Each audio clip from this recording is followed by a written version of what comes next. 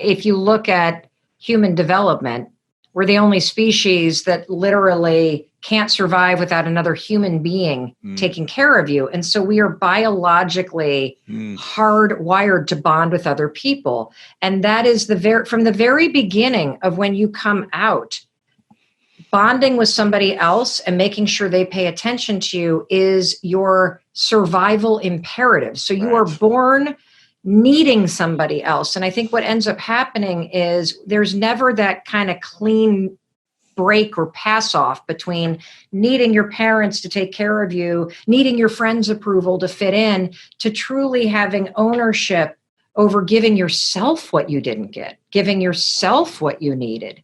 And that's the piece that I've been doing a lot of during the great pause, is slowing down, because so much of my busyness was fueled by, praise me, love me. Am I doing enough? Please tell me I'm doing okay. Okay, I can breathe now. I'm okay now. And when I slow down, and maybe it's a function of the anxiety, that's when things get scary, because that's when you've really got to be with yourself. Sometimes you need to slow down to speed up. Sometimes you need to take a pause. You need to take it easy. You need to take a step back from what you have been doing to say, well, what do I want?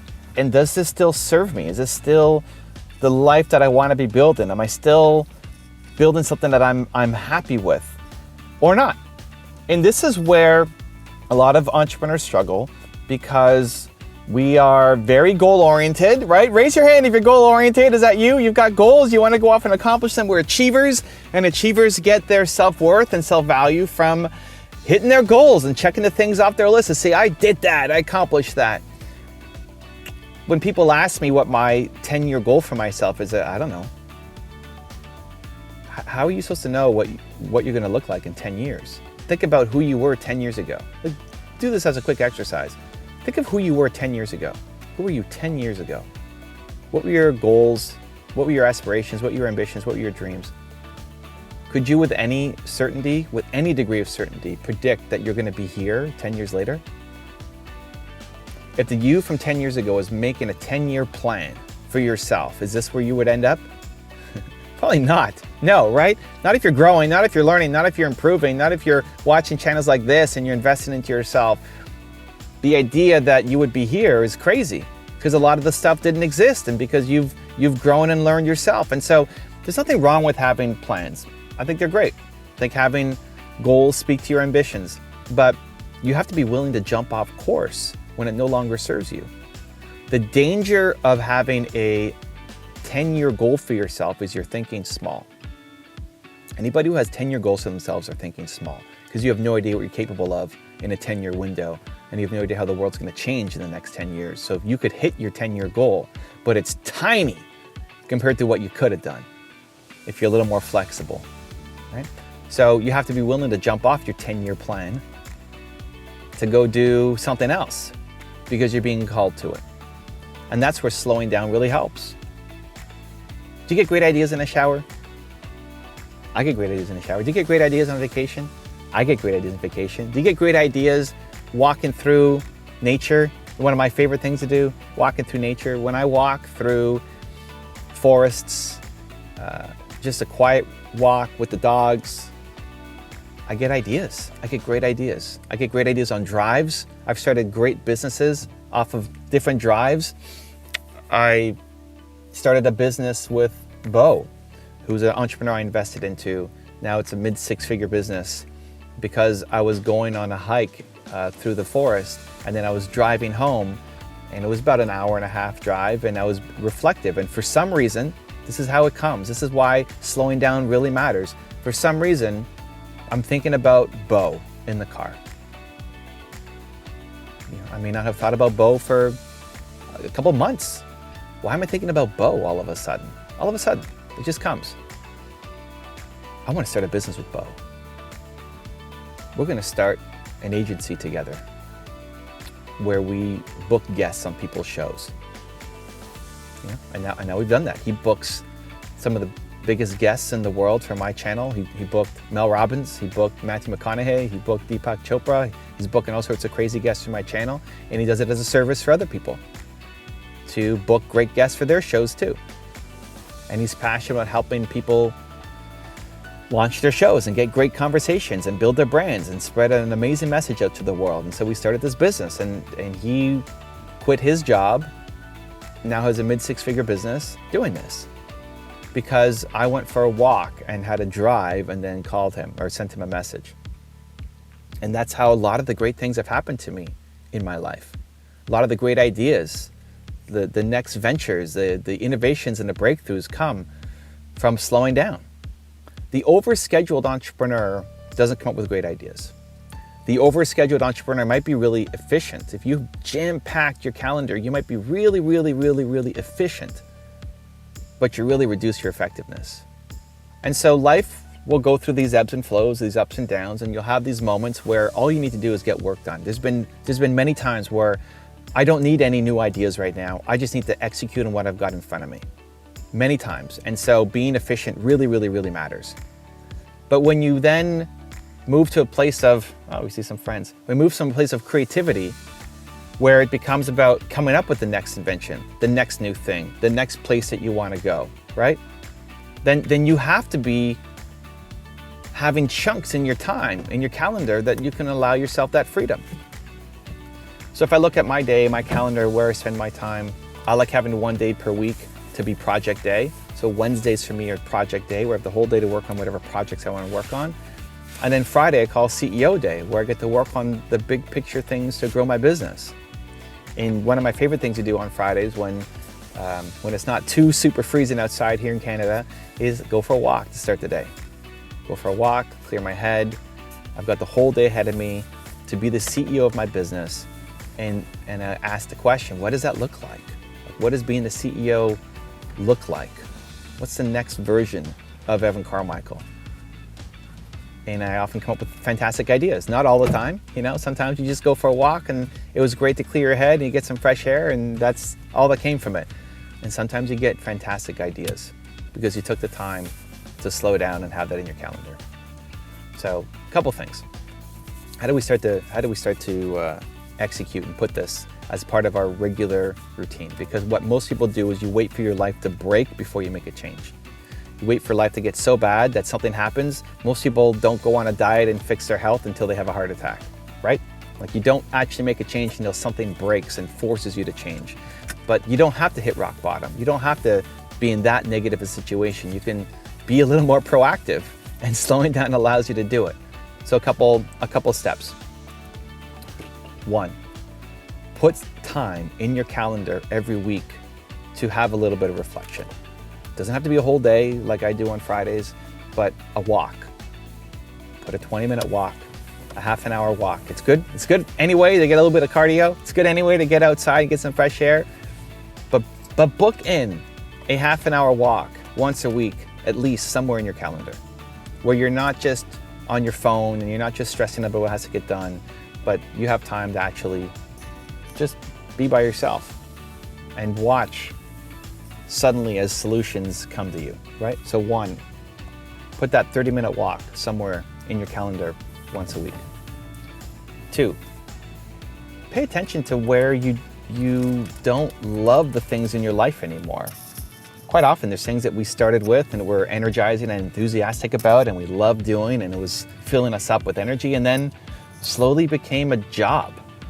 I think especially as entrepreneurs, we love starting things. We love the beginning of something, right?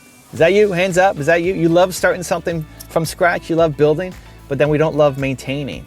We don't love keeping it. We don't love the ongoing work with it, right? There's a lot of entrepreneurs. And so that's me too. And so at that point, when you stop loving as much of the day-to-day grind on it, you still love the idea of it. You still love doing the high-level work around it, but you don't love doing all of the itty-bitty stuff. You either have to let that thing go or you hire somebody to help you with it, right? It's either gotten to the point, for me, it's either gotten to the point where I can now hire somebody because it's gotten to the point where it's monetizable and I'm making some money from it. Maybe not huge money, but enough to bring somebody on to help with it. Or I didn't, it failed, it's not making money, and I don't like it anymore, and so you have to drop it. And this is again where our 10-year goals let us down, because we might be super excited by it. It's like, okay, in 10 years, I'm gonna build this thing up. But the actual path needs to be actually 6 months in, you gotta jump off that and go do something else because you don't love it anymore and you didn't build it up big enough. So step one is do our 30-minute once a week walk, get some fresh air and some time for yourself. And then step two is think about what are some of the things, the areas in your life that you're not happy with anymore, that maybe used to bring you value, but not anymore. You don't love the process of it. And how do you start to offload it? Because part of coming up with new ideas and creativity is unloading the things that are filling up space in our head, in our calendar. And chances are there's lots of stuff that fills up space in here and space in your actual calendar that don't actually serve you anymore, and maybe never did. And it's time to let them go. Either just drop them, slowly pass them on to somebody else, or hire somebody to help you with it. As you build and as you grow, you're gonna have to let go of things. There's a great example, a friend of mine who started his business. He has a hard time saying no to people. You know, is that you? I have a hard time saying no to people too. He's a hard time saying no to people. And as his business built and grew and became more successful, the demands on his time became more and more pressing. And he had to choose, okay, where is my time gonna be spent? And some of the people that he used to spend time with, or some of the organizations that he used to donate some of his time with, he couldn't do everything. So now it's time to reprioritize. And so inside of that, he said, well, where do I want to be spending my time and with whom? And he had to let some of those organizations go. It's sad, it's hard, but he had to let some people go and let some of the organizations go because it wasn't either the most effective use of his time, or two, the most fulfilling. Like, there's nothing wrong with doing volunteer work or helping people, but it's gotta feel fulfilling to you. And we're constantly playing that game. Like, where you spend your time, with whom, on what projects, is the game for the rest of your life. You're just leveling up the size, the impact, the amount of care, the amount of good that you can create. And so, again, the overscheduled entrepreneur is not very creative, is not coming up with life-changing, life-breaking decisions. So step one is to schedule in that time, to get out there, do your walks, allow some freedom for new things to come to you. And then step two is doing that audit of your life, of where things no longer serve you, of where your 10-year plan has fallen apart and needs to be fixed, so you don't wait for life to completely break on you before you decide to make a proactive change forward. Also, to make sure you're actually taking action after watching this video, I've designed a special free worksheet just for this video. The worksheet will highlight all of the lessons learned in this video, as well as pull out our 3 favorite learnings and quotes that will inspire you to actually do something. The worksheet will also give you space to write down what your key takeaways are and your specific plan of action to make sure you're getting results. If you want the worksheet designed specifically for this video, absolutely for free, there's a link in the description below. Go click on it and start building the momentum in your life and your business. I'll see you there. Anyone that's going through some really confronting stuff in their personal life, that's me right now. Don't really feel ready to discuss any of the details, but it is a very challenging moment right now for me. And the waves of emotion, all of them are coming and going right now in my life. And I want to share something that I am finding helpful as I move through this really tough moment in time. I remind myself that these feelings are temporary, number one, and that helps me find strength in knowing that I'm going to learn something in this moment. I'm going to ride through this pain, and I'm going to come out stronger, and I won't always feel like that, like I do right now. The second thing is I try not to attach myself to the waves that are coming of sadness and anger and fear and frustration and just all of it. And By that, I mean I let the wave of emotion come into my body. I try not to hold on to it, grip it, attach it. I feel what I need to feel, and I breathe it out. That's number 2. And number 3, a lot of journaling. A lot of journaling. Just pouring out everything I'm feeling as a way to excavate it responsibly. Anyway, I wanted to make this video because I know you're probably going through something. I know you're probably experiencing waves of emotion, frustration, sadness, anger, joy, whatever it may be. You're human.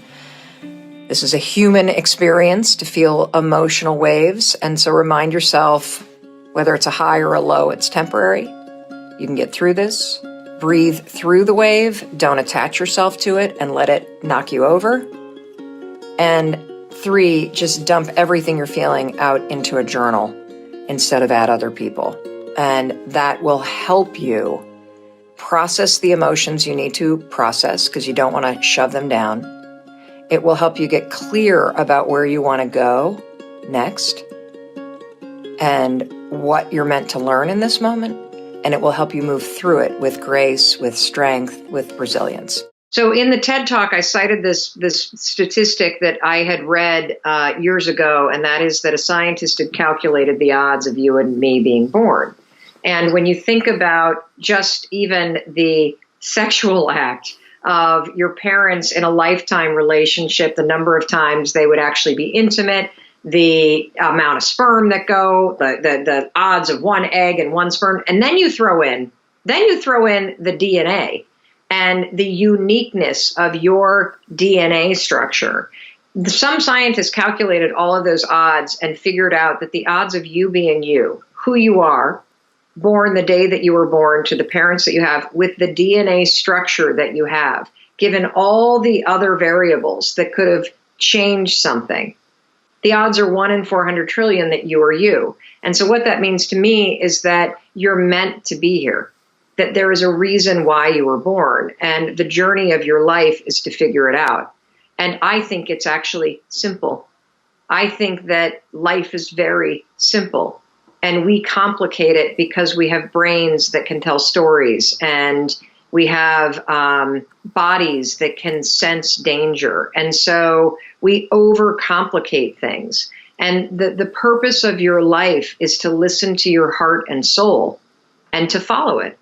And to express the highest version of you, not the self-doubt, not the anxiety, not the fears, not the pettiness, not the frustrations, but to actually have the courage to be fully expressed as like, it sounds stupid, but as a great human being. To have the courage to be kind, to have the courage to be patient, to have the courage to cheer for other people, and to have the courage to tune into that wisdom that's inside of you and lean into it. Follow the things that pique your curiosity. Do more of the that actually expands your heart and expands the amount of energy in your body. And slowly but surely, if you align all your decisions and the things that you spend time on and the people that you spend time on with the things that naturally energize you, your whole life will experience a shift. I've always wanted a six-pack and I don't have it. And I don't know, and I've never had it.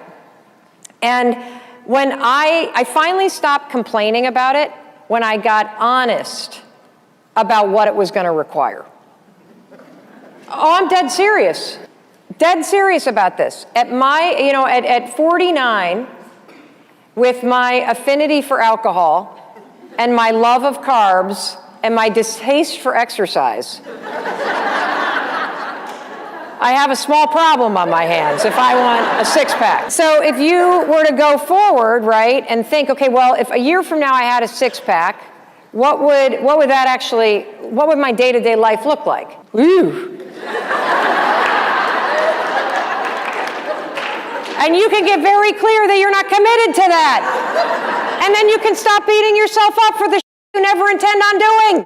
What I realized is I can spend 4 minutes a day in a hotel room or in my bedroom doing planks, and my arms look great, and everybody else will think the rest of my body's in shape. And we're good. We're good. Yes. It worked like a charm. So you might want to get honest with yourself. Like, instead of doing this where I want to be a millionaire, I want to do this. Do you really? Because you can make it happen. You actually can. Look at all the idiots that are making money. You can make money. But you're gonna have to roll the clock forward just a year and say, okay, if I'm able to put $1,000 a month against my debt, I'm able to make X amount of dollars a month, I'm able to put X amount of dollars in savings. What do I need to be doing a year from now to make that happen? And what are those habits that are there a year from now that I don't have right now? And then roll yourself back to this moment, just like I explained with exercise. Do I actually not want to have a Manhattan tonight? Nope. Did I want to go to the gym today? Nope. Am I willing to not eat what I ate for breakfast? Nope. Am I willing? I did my 4 minutes. My arms are looking really good. But so bring it back, and then you will have the formula for pivoting at any moment. You time travel forward a year. You investigate the patterns that you have that are giving you the result that you want, and then you back your ass up to right here, right now. And you decide, am I willing to do this now? If I'm willing, then 5, 4, 3, 2, 1 through all the excuses that are going to be there when you're trying to override your operating system. That's how you do it.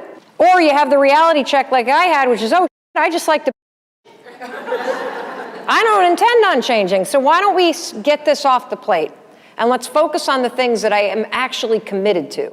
Where do you find that shift of like, I need to get off of this because I'll be spending time with like my fiance or with my family.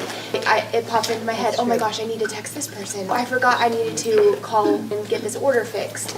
How do you find that shift to just say, you know what, I'm spending time with my family and I'll do it tomorrow, but not like in a procrastinating way? It's an excellent question. I think if you're present to whether or not you're kind of in the zone of time where it's cool to be fluid, you're kind of with the family, you're also sort of present on your phone, that's cool. If you've decided that because my kids are starting to complain, or my fiance's starting to complain that I'm always like this, then you got to honor that if you're going to say, I'm putting down the phone between 7 and 9 o'clock tonight, and I'm actually just going to be present with you, you've got to honor it. So what I will do is I'll just jot a note to myself. So instead of picking up the phone, I'll just jot a note down. And you've had the experience, right, where you got to like be at a meeting at the school, or you have to catch a plane, or you've got a doctor's appointment. And have you ever noticed that when you've got an anchor like that, your whole day condenses and you're more productive because you've got this deadline? And that's called Parkinson's law. So Parkinson's law, it's a research-backed fact that when you have work to do, it will expand to the amount of time that you have to do it in. So if you have 20 minutes to make a call, how long will it take you? If you have 2 weeks to make it, how long will it take you? 2 weeks. Correct. So if you, every day, no phone in your room, you set that one priority that matters to you. If you got time to kind of inch it forward just a little bit, great. You've already made progress. You're done for the day. Then you look at your phone. You also set a quitting time right then and there. The majority of days you'll honor it. And that quitting time means, for me, it means I'm not on my phone. And everybody that works for me knows if there's an emergency or if we have to do something, they'll call me. So that helps a lot. If you had to pick one word that was you, one word that represented your essence, and so let me explain what I mean by essence. Have you ever been around a dog that gets wet and they shake and then there gets all over you?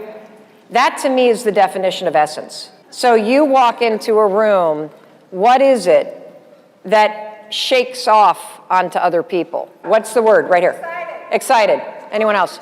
Determined. Love. Kind. Love. Energy. Love. Back in the back. Just shout it out. Thoughtful. Love. Sexy. Awesome. So it was interesting because the word that fell out, because I immediately thought, oh, I wonder if mine is confidence. And then I thought, well, wait a minute. Actually, no, it's try.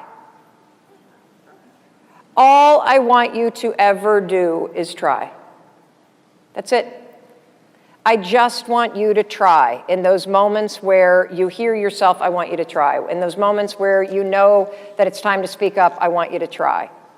That's all that I ever ask of you, because if you simply do that, and I say simply as if it's so easy, right? You will literally unlock the potential of your life. Here's another massive insight. So I always think about business as levels, right? And I also realize that as the media landscape or the particular vertical or industry that you're building a business in is changing, that is a constant, and it's something that you can't control, right? You just cannot control the things that are happening in the world around us, but you can always control what you're thinking and what you're doing in response to it.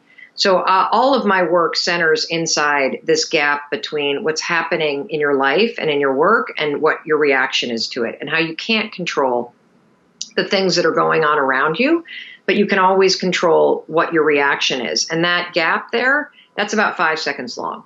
When you start to understand that you can change how you think, you can change your habits, you can change how you lead, you can pivot and change even the philosophy of your company, and you can do it through the decisions that you're making and managing your reactions, you will become unstoppable.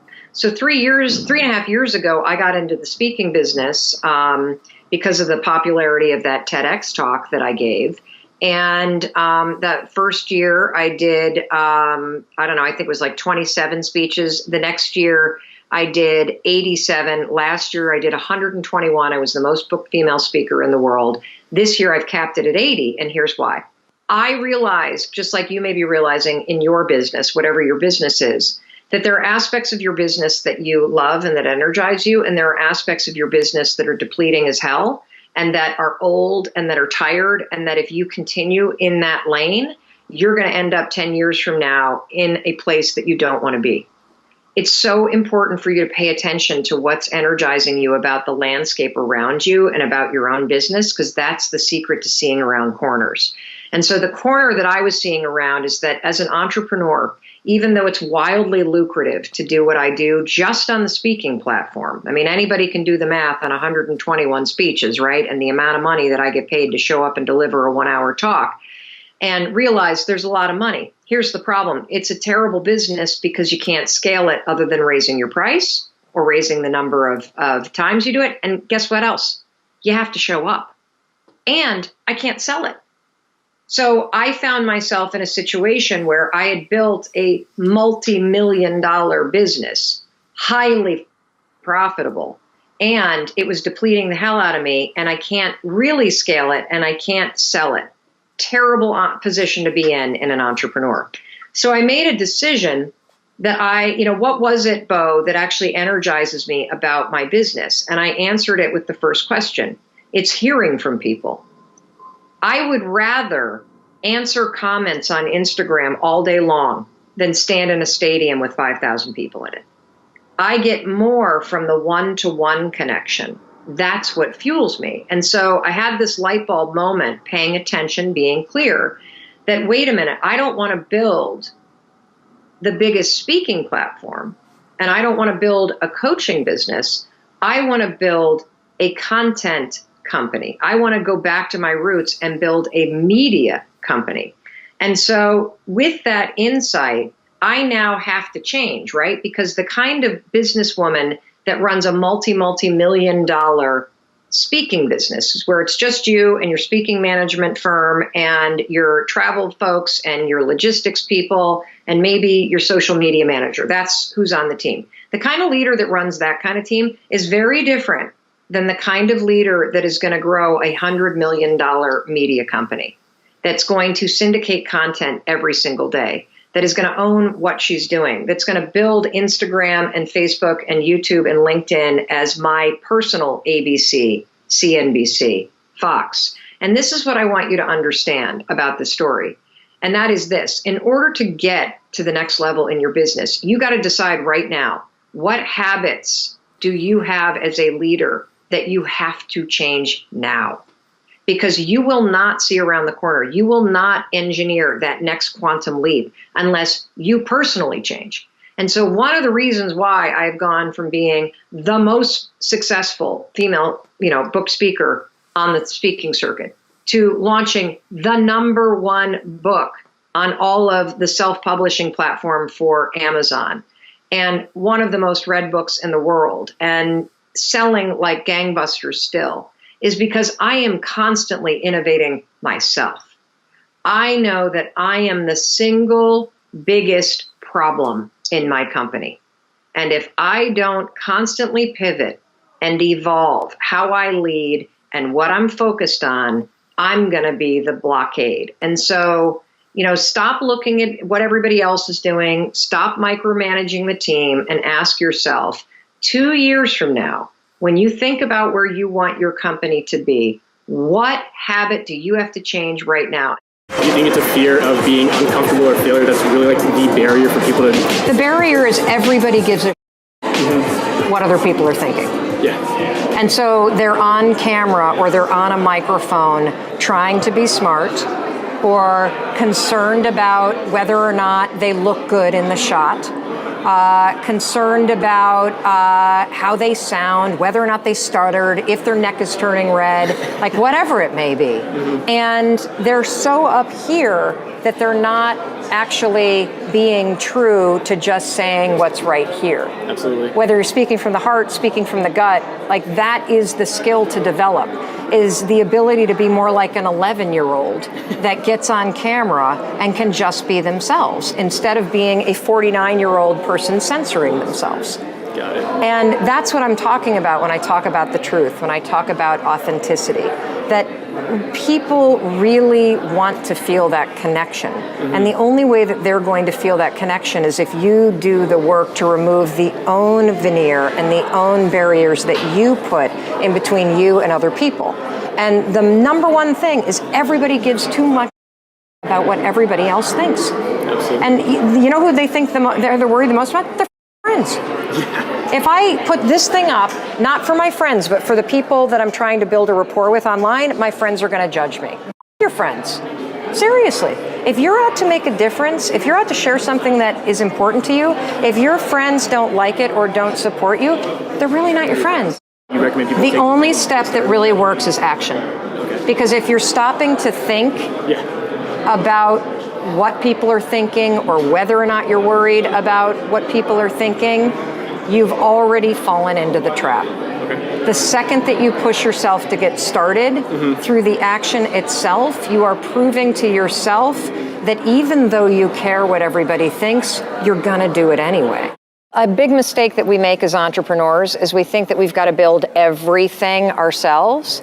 And what's super cool about business today is that there are channels where you can make money so that you don't have to do things that are outside your core expertise. You're a photographer. You're amazing at it. You're a networker. I can already tell. You're amazing at it. What you should never, ever do is spend time building a stock photography site, because that is not your core capability. Okay. But if you just focus on taking photos, which you love, and you upload the stuff that you're not going to monetize some other way to a stock photography site, as long as it's not other, it's not, as long as, you've got the rights to it and everything else, you can make money on that stuff all day long. And in fact, because so many people are creating content, the stock photography sites have exploded. It's not just Getty and Stocklist and some of the other ones that a ton of people use. There are tons of them out there. And so that's one thing that you should be doing. Okay. Where else do you want to grow your business? I want to make sure I'm able to do that first step very well before I progress on to the next phase. Okay. I don't want to do so many different things that I'm not doing each one of them very well. That's right. So anything where you're going to have to learn a new skill and somebody else has done it and you can outsource it, just like uploading to stock sites, that is, you don't want to make the mistake of having your attention go off the ball, which is creating a big library of photos and building something that you have no interest in building. A year ago, February 28th, I believe it was, we launched the 5-Second Rule book. And there are so many lessons in not only the launch of that book and how I did it as a businesswoman, but also the trajectory that has happened since then. Number one, it's important for you to know that it was one of the top 5 most read books on Amazon last year. It was the #1 audiobook in the world. It is the #1 selling title on Amazon and Audible's self-publishing Audible platform. That's really cool because as an entrepreneur, for me personally, it's so important for me to have control of the work that I'm doing. That decision to self-publish has paid off more then it's paid off financially. And it certainly will pay you more in the long tail financially when you own your work and when you self-publish. And if you have an idea that you have been thinking about and you're watching Bo's show and you're watching Evan's channel to get the motivation to continue to tell your story, to do the work, to get your stuff out there, the one thing I'll say is if you believe in what you're doing, don't sell it to somebody. Self-publish it, because you will eventually, it might not happen in the first year, but eventually your work will bump into the right audience and it will grow and it will grow, and you will really regret having sold for pennies on the dollar the thing that was really your life's work. And so please, please, please, if you're a content generator, if you're an entrepreneur, if you're a writer, if you're a song producer, own what you're doing, at least in the beginning, until you start to understand the industry and the economics of things. So a couple things. So if you're trying to stop yourself from repeating a pattern of behavior, let's use drinking, okay? If you're trying to use it to stop yourself from drinking, and you feel yourself being drawn to go pour the glass of wine because it's 6 o'clock, right? And you got home, and it's time to have that glass of wine. And by the way, time of day is a huge trigger for behaviors, huge trigger. So you feel yourself being drawn toward the glass of wine, go 5, 4, 3, 2, 1, and physically move away from it. So that's one thing that you can do. In terms of the thoughts, and we go into this in depth in the 5-second rule book, there's some science around something called if-then planning. So if-then planning will make you 60% more likely to stick to a commitment. And what if-then planning is it is coming up with a plan B before the you-know-what hits the fan. And so in the case of thinking patterns that are negative, or behavior patterns like pleasing people or silencing yourself, what I want you to do is, it can be very effective to write down all the times where you're typically triggered to do that or to think that negative thing, then come up with what you're going to do instead ahead of time.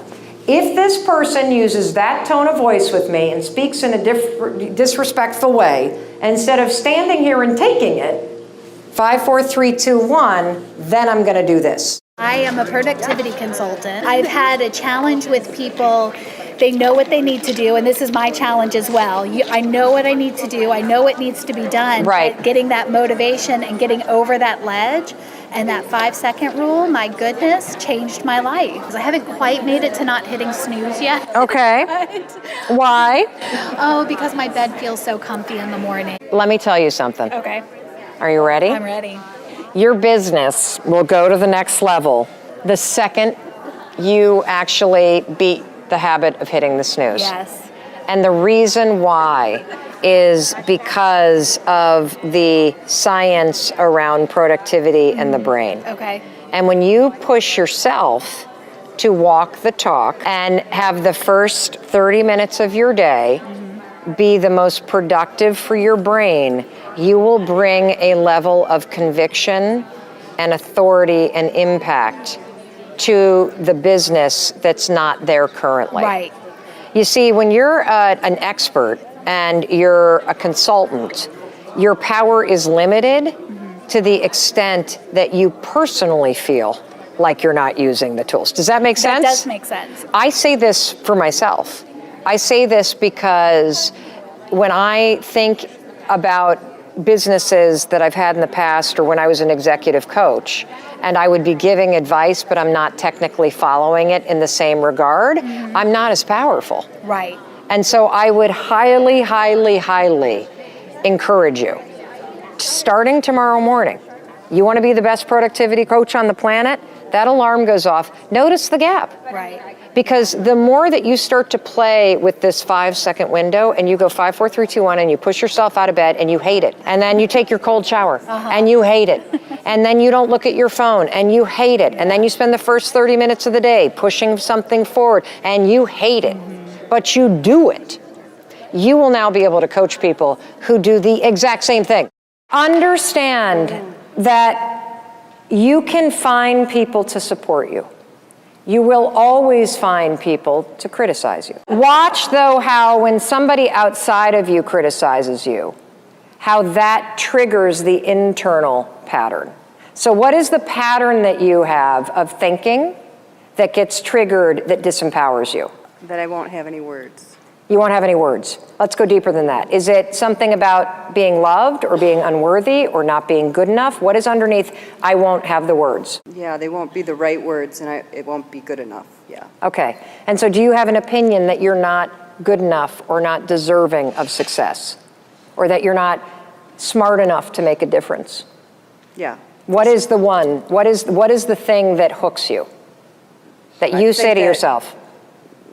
That I'm stupid. Okay, there we go. That's a good one. Not a good one, but you know what I mean. That's a good one. Or I'm a piece of that's my big Okay, I'm a piece of Now we're talking. Yeah, that's the big one. Yeah. Who told you that? I don't know who told me that. When did you start believing that? As a little girl, yeah. God, I've just been saying it for so long, I don't know. That's okay. She said, I've been saying it for so long, I don't know. Yeah. As you now know what you're looking for, you're going to start to connect the dots, okay? And so here's the thing. At some point, you started telling yourself, whatever, I'm a piece of as a strategy. You did it on purpose as a youngster, as a way to survive things that were happening. Because maybe when you said, well, I'm a piece of you actually got really quiet and you didn't get hit. Or maybe when you said that, you removed yourself from situations when you would have been abused or something. It worked because it protected you, as weird as it sounds. Yeah. Are you seeing something? Yeah. What are you seeing? Well, yeah, my dad he wanted me to be quiet in the corner, being quiet, yeah. We couldn't make noise and cry. And if you raised your voice, you got in trouble.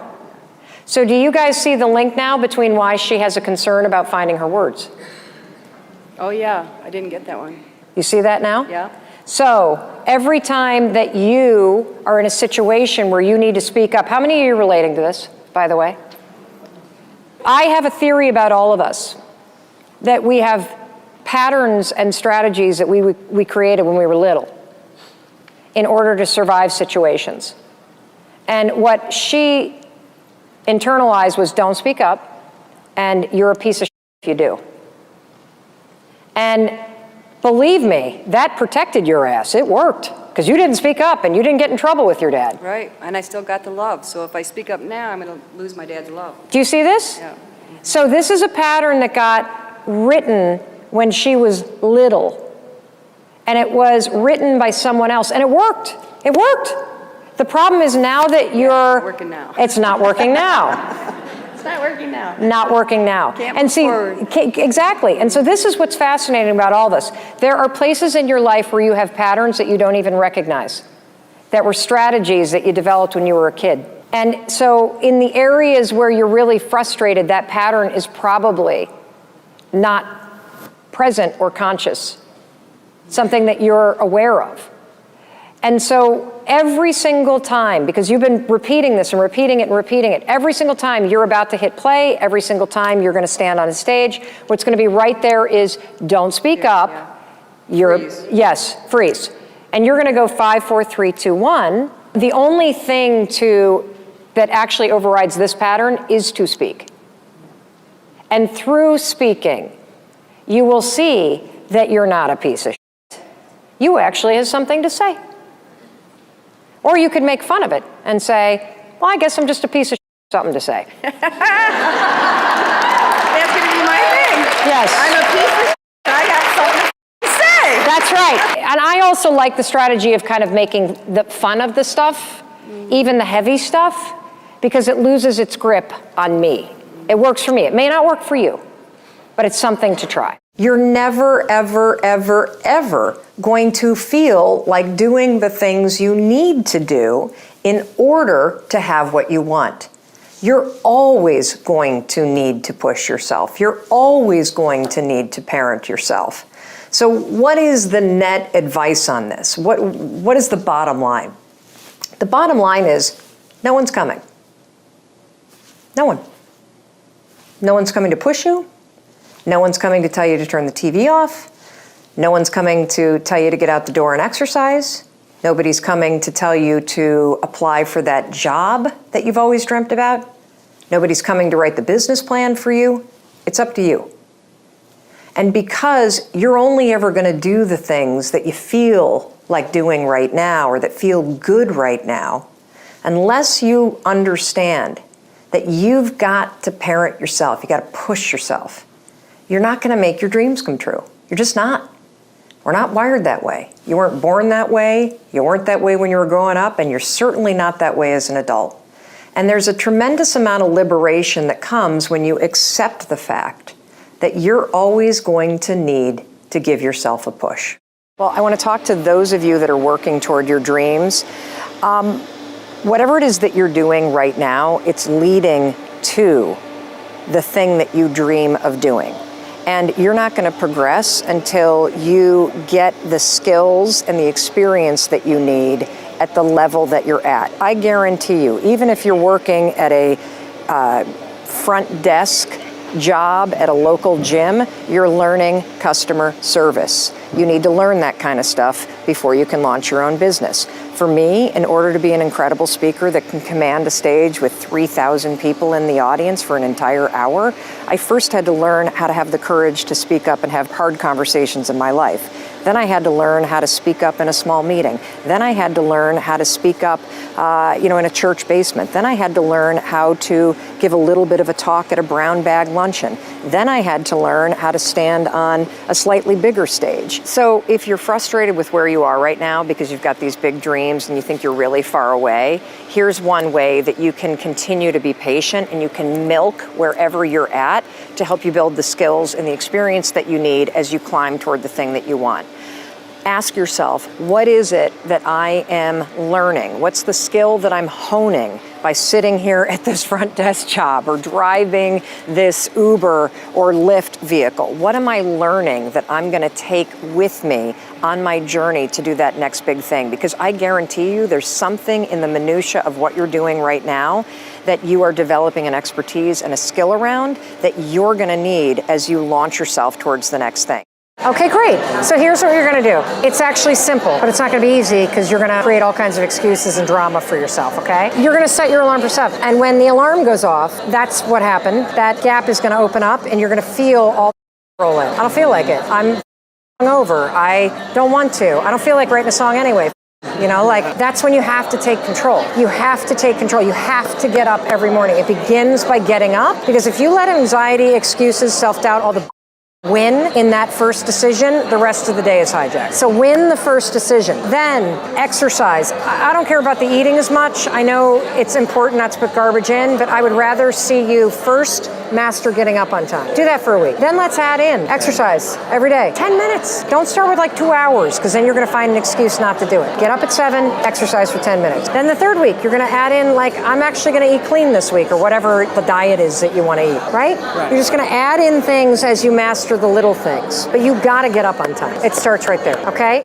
We all face problems in our lives. It's just part of being a human being. But have you ever considered that there are really only 2 kinds of problems that you're ever going to face? There are temporary problems, and then there are permanent problems that are more like conditions that you have to learn with. Now, a temporary problem is something that you have tremendous power to change. And permanent problems, though, are something that require a different skill, and that is the ability to just accept things as they are and let the complaining go. Now, one of the skills in life that is really going to help you become a great problem solver, and it's also going to give you more control over your life, is knowing what kind of problem you're actually dealing with. Because we all complain about our problems, but to actually solve a problem, you got to understand what kind of problem you're dealing with. The truth is, you can't change a permanent problem. So no matter how much you complain about it, how much you try to change it, how much energy you put into it,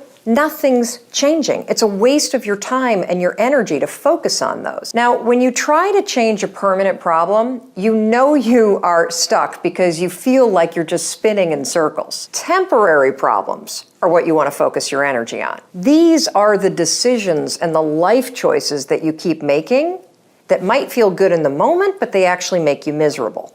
Now, here's the thing about temporary problems. They're not permanent. You may hate your body, but you can change it. You may hate and be unhappy in the relationship that you're in, but you can change it. You might complain a lot about how your boss treats you or how you feel passed over at work, but you can change how you interact with your boss, and you can change how you show up at work, and you can even change your job. That's the difference between a temporary and a permanent problem. Temporary problems you can change. Now here's a simple exercise that I want you to do. I want you to make a list of all the things that you complain about. Maybe you complain about your commute, where you live, the person you're with, your health, your boss, the amount of money you have.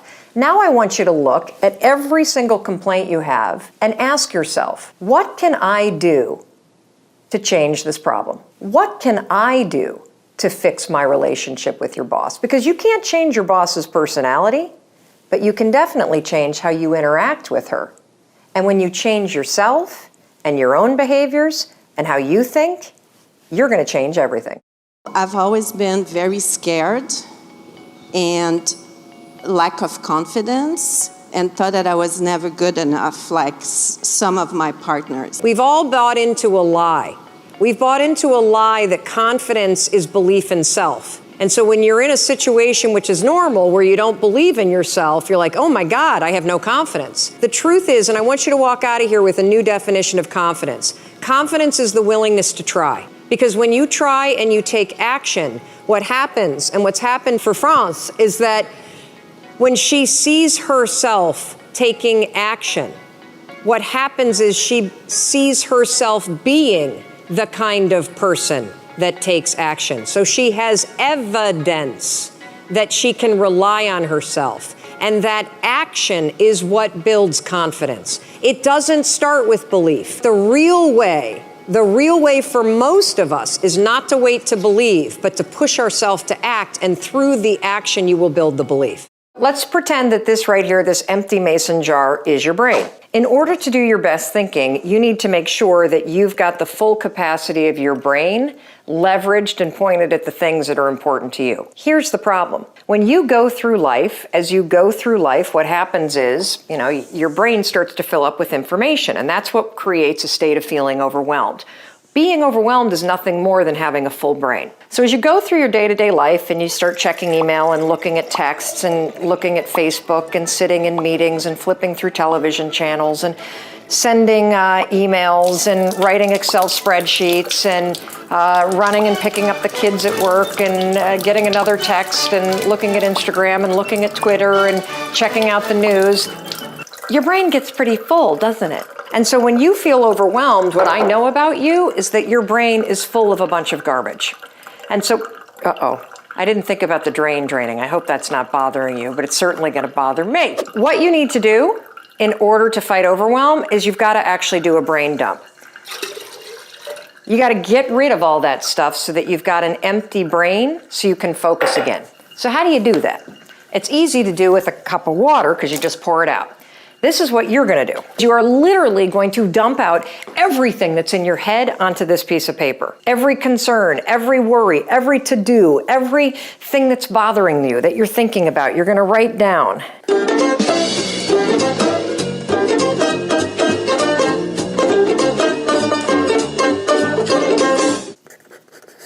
All right, and when you're done writing down everything that's in your head and there's absolutely nothing left, got something due tomorrow that I kind of forgot about. Once you get that stuff all down on a piece of paper, pull out a highlighter. Take a look. You could do everything on this list. You could. But what should you do?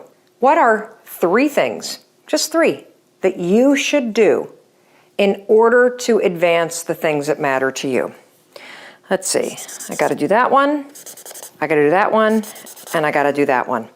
The rest of this list is complete and utter garbage. It's other people's stuff. It's the email stuff. It's the meeting stuff. It's the stuff that's not all that important to me. It's not that mission critical. So by dumping everything out, I now not only have the 3 things I need to do, I've got a clear head so I can get it done. If you're about to do something for the first time, chances are high that you might embarrass yourself. But what it means is if you're willing to be the kind of person that is willing to embarrass themselves, it means you're trying something new. It means you're going for it when everybody else sits on the sidelines. And so one of the things that I would encourage you to do is that when you feel that tingling, like you're starting to hold yourself back because you start thinking about what all your friends are thinking about, that's a moment to go, oh, this is what that lady was talking about. 5, 4, 3, 2, 1, I'm going for it. The thing that you guys also need to know is that I know that we parents harp on you in terms of how important your friends are, and we always say, oh, well, who cares what your friends think? The research shows that actually between now and the age of 25, your friends are the most important thing in your life in terms of defining who you are. And that also means that right now in your life, the fear of embarrassment, because you're trying to fit in, you're trying to find your squad, it's going to be bigger than ever. So if you can become the kind of person that's like, all right, here's the moment. Oh, I'm about to embarrass myself. Oh, 5, 4, 3, 2, 1, I'm going. What you're going to find is your friends are going to start doing the same thing, and they're going to start to cheer for you because you're the one that they can count on to break the ice. You're the one that they can count on to go first. You're the one that they can count on to put his ideas out there. And it's like one of the coolest things that you could develop. You're not a procrastinator. You have a habit of procrastinating. Big difference. Because if it's a habit, I can teach you to use science to break it. You see, all habits have 3 parts. There's a trigger, and in the case of procrastination, the trigger's always stress. Then there's a pattern you repeat, and in the case of procrastination, it is to avoid doing something. And then there's a reward. You get a little stress relief. The only way to break a habit, you guys, is not to deal with the triggers. You're never gonna get rid of the stress in your life, but you can 100% change your pattern of avoiding work. So next time that you're in a situation where you feel yourself hesitate, you spent way too much time checking out the highlights from last night's scores, what you're gonna do is you're gonna go, oh, I must be stressed out about something. Acknowledge the stress. Then go 5, 4, 3, 2, 1. I want you to count to yourself because I want you to interrupt the habit that's stored here, and I want you to awaken your prefrontal cortex. Then I want you to just work, just for 5 minutes. The reason why I want you to only work for 5 minutes is because your problem isn't working. It's the habit of avoiding. I just need you to start. And here's the other cool thing. We know based on research that if we can get you to start, 80% of you are going to keep going. If your friend is facing a problem, when you have to make decisions on behalf of your friend, you tend to think from multiple perspectives, you think about multiple outcomes, and ultimately you make a much better decision. What they found in research, though, is if they put you in the exact same situation, facing the exact same thing that your friend is, you're not able to be so objective because you're emotional, and you don't make that great a decision. What's the conclusion? Well, when you make decisions for other people, you're great. When we make decisions for ourselves, decisions that can be emotional, we're not so good at it. That's where the power of objectivity comes in. It's the ability to make a decision from a third party's perspective. Let me explain. So if you're facing a really important decision and you can feel yourself getting emotional, maybe you're thinking about asking for a raise or changing your career or changing your major or ending a relationship or starting a relationship, whatever it may be. If it's something that is emotional for you, you're going to have a hard time thinking about all the options, and you're going to be really attached emotionally because maybe you're concerned about the people who may be impacted by your decision. Maybe you're managing that somebody's going to be disappointed or hurt by what you need to do for you. This is when the power of objectivity is really important. Pick somebody that you really admire. I mean, it could be somebody like a Bill Gates or a Richard Branson or an Oprah Winfrey, or maybe you have a mentor. And stop yourself and ask, what would Oprah do in this situation? What would Richard Branson do in this situation? What would your mentor do in this situation? Bringing that level of third-party objectivity will yank you out of your body and your emotions, and it will help you give yourself the perspective that you need and the distance from your emotions so that you can actually assess your options and make the best decision for you. What would Mel do if Mel were making the decision, the best decision? You know, there's a really interesting example of somebody who did this in sports, and at the time, he actually got a lot of flack for it. It was LeBron James. Now, LeBron James, as you know, played for the Cleveland Cavaliers for a really, really long time, and he's arguably one of the best basketball players to ever hit the NBA. So he made this announcement that he was going to leave the Cleveland Cavaliers, where he had been playing forever, had rabid fans, and he was going to leave them and go to Miami. Miami Heat. That was the conclusion you woke up with this morning. That was the conclusion I woke up with this morning. He was giving an interview to ESPN, and what he said was this. He said, LeBron James needs to do what's best for LeBron James. Now, people kind of laughed at him because it's a funny way to say the sentence, but this guy's really smart. He was leveraging the power of objectivity. Mel Robbins needs to learn how to do what's best for Mel Robbins, and you need to learn how to do what's best for you. The thing that I'm stuck on is that I have a bazillion ideas about things that I can create and do, and courses and trainings and la-di-da-di-da. Who can relate? And so actually moving from the idea and even creating the whole curriculum and all of that to actually making it happen. Yeah. And doing it. So I have a cool strategy that I use, and I hope it works for you. So I carry a little notebook, and I actually borrowed this from Chris, because when we lived in New York City, he used to carry around a notebook like this size, and whenever he had an idea, he'd just jot it down, then he'd stick it in his back pocket, and it was just full of all kinds of stuff. So I carry around a notebook, and this one's new, so it doesn't really have much in it. As ideas come, I just jot it down in that notebook. And then what happens for me is I get anxiety because I'm afraid that I'm going to forget the idea. Then that anxiety makes me get distracted and unfocused and overwhelmed. And so I think if you were to have a little notebook on you at all times, and when those creative juices and those impulses go, that you jot them down, that's going to remove one layer of the overwhelm. If you have friends that make you wrong for changing your life for the better, that's their issue. It's not yours. And so you got to untangle the fact that they have baggage about getting in shape, or they have baggage about going to the bar that's theirs, and it has nothing to do with the decisions that you're making. So if your friends in general give you blowback for changing for the better, what you need to say in the back of your mind is, interesting. They're obviously very conflicted about their choice to go to the bar and drink every night, but that has nothing to do with me. Here's the other thing you can do. If they start to make you wrong, you can say, well, you want to go to Planet Fitness with me instead? It doesn't sound like you want to be at the bar. So that said, let me talk to you a little bit about friends. Friends are people that you care about. And I have this test, I call it the funeral test. If somebody in your life were to die, ask yourself, would I go to their funeral? If the answer is yes, they're a friend of yours. That's the test for whether or not, in my opinion, someone is a friend, because it means you care about them. Now, here's the other thing about friendship that I want you to understand. You can care about somebody and not like hanging out with them. And that's the situation that you're in right now. That you have plenty of friends that you care about. If they were to die, you would go to their funeral. If they needed you, you would be there. If you saw them, you'd be happy to see them, but you don't like to hang out with them. The other thing that I want you to think about is that, and that's okay, that's like a normal part of friendship. And the reason why that's a normal part of friendship is because one of the things that we know about life is that you're always going to be changing. In the old pattern and the old chapter, you had certain patterns, right? In the old chapter of your life, you would go to the bar and drink. You would go to the store and spend money you didn't have. You're in a new chapter now. And so you have different patterns. When your life takes on different patterns, whether it's you're no longer going to the bar, you're going to the gym, the pattern might even be that one of your kids is playing with a different soccer team, or maybe you've moved to a different street in your town. When the patterns change, so will your circle of friends. It's a fact of life. But that doesn't mean your old friends, the ones that you used to drink with, aren't friends anymore. It just means that you don't want to hang out with them.